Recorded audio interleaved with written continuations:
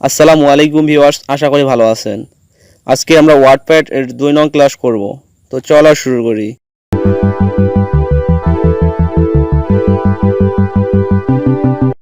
তো ভিউয়ার্স, আমার চ্যানেল বা পেজে ওয়ার্ডপ্যাড এর বেসিক থেকে অ্যাডভান্স টিউটোরিয়াল থাকবে।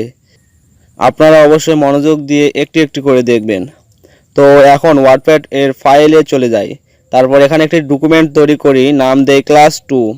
এখন ওপেন করি, এভাবে আসবে, এখানে কিছু লেখি। এখন শিখব ফন্ট এর ব্যবহার, অর্থাৎ এই পপ আপ মেনুতে কাজ কীভাবে করতে হয় শিখাবো। নাম এবং বিস্তারিত। তো এটিকে ফন্ট সিলেক্টর বলে। এখানে যে কোনো ফন্ট সিলেক্ট করতে পারেন এই অ্যারো থেকে। তো লেখাগুলো সিলেক্ট করে এখানে থেকে ফন্ট পরিবর্তন করি। দেখুন লেখার স্টাইল, কালার ইত্যাদি পরিবর্তন হবে। এখন শিখব ফন্ট সাইজ পরিবর্তন। এখানে ক্লিক করে সিলেক্ট করতে পারেন, অথবা এইগুলো ক্লিক করে করে লেখার সাইজ ছোট বড় করতে পারেন এভাবে। এখন দেখুন এই বি এর ব্যবহার। লেখা সিলেক্ট করে বি ক্লিক করলে এভাবে লেখা বোল্ড হবে। দেখুন লেখা কালার বোল্ড করার আগে এবং পরের পার্থক্য অবশ্যই বুঝতে পারছেন। এভাবে এখন এই আই এ ক্লিক করলে লেখার স্টাইল বাঁকা হচ্ছে এবং ভিন্নতা আসতেছে। তো এটাকে ইতালিক ফন্ট বলা হয়। এখন আন্ডারলাইন দেওয়া শিখব এই ইউ ব্যবহার করে। ABC মাঝখানে টান, এই লেখা সিলেক্ট করলে লেখার ভিতরে কেটে যায় এভাবে লেখাগুলো।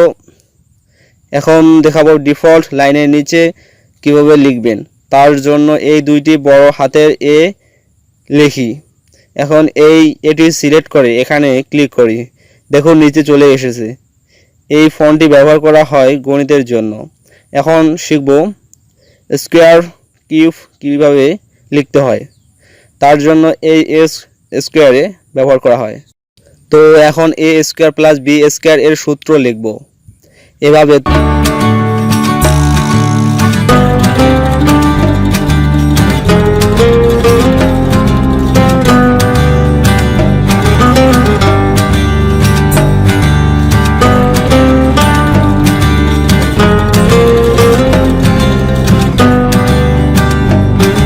দেখাবো লেখার কালার। তার জন্য আগে সিলেক্ট করতে হবে, তারপর এখানে এ এর নিচে টার্ন আছে, এখানে ক্লিক করলে কালার সিলেক্ট করতে হবে, তাহলে এভাবে লেখার কালার হবে।